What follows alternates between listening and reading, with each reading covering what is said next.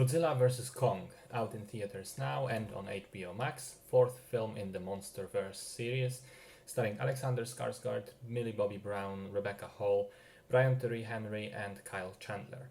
Now, I could give you the exact plot details, but first of all, I don't want to spoil anything. Secondly, the story explanation is silly as hell, and it only really serves one main thing. Godzilla will be fighting against King Kong.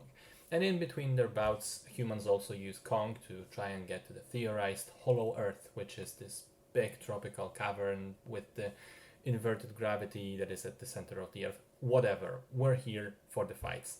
So, two things right off the bat. The fights are fucking amazing. They look really good, they're exciting, they're engaging because the filmmakers ensured that we're never really sure who's going to win in the end. And surprisingly enough, it's not such a clear cut as may have been expected.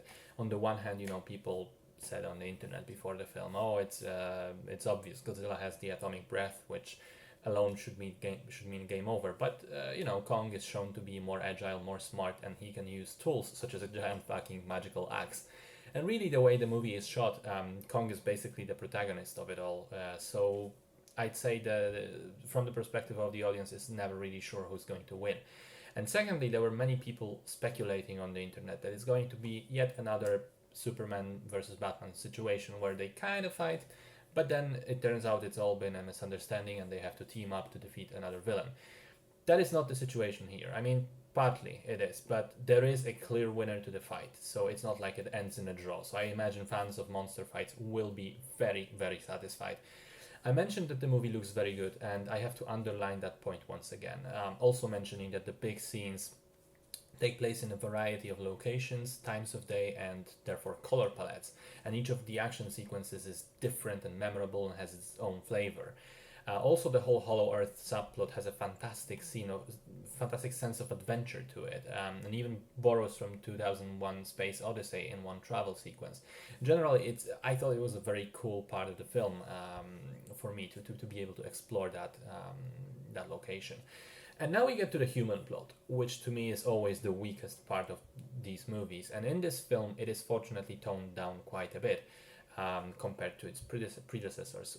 We do spare a fair amount of time with humans in the first half, but that's because they need to set up the story. They provide the explanations for what's going on. The more it gets going, the more the humans are just reduced to observers and occasional tiny helpers, which is as it should be. The characters this time around are also generally more likable and fun.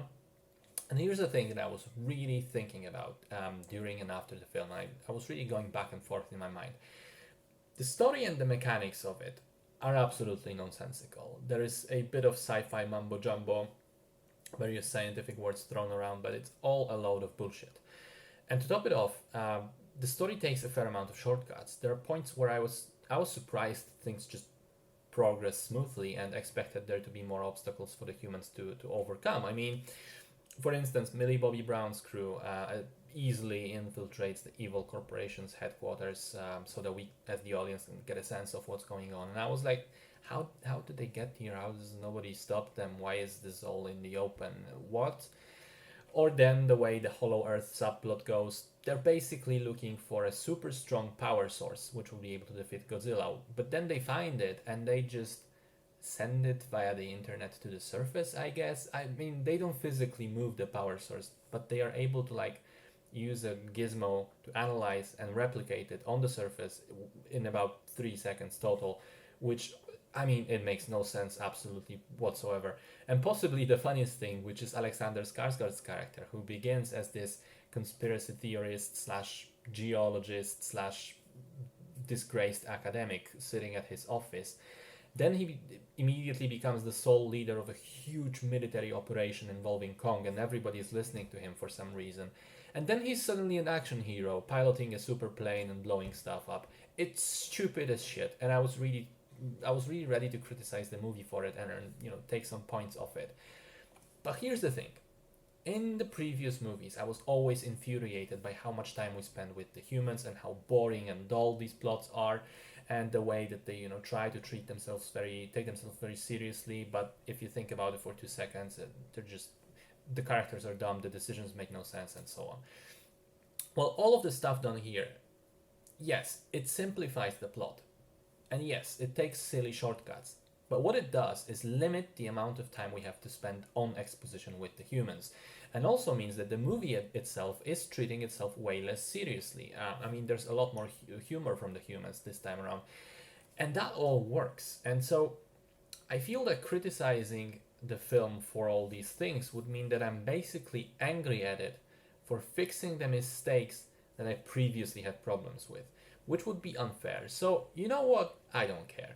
I accept the fact that it's dumb. I accept the fact that a lot of the things make no sense because it serves the movie. It makes it more entertaining, and hell yeah, I was entertained. I really enjoyed myself. Because at the end of the day, you have to ask yourself what the movie is trying to be, what it's aiming for, and then judge it for how well it does that. Saying that it's bad because the story is silly would be like criticizing, I don't know, a Ferrari for not being able to fit your whole family in it.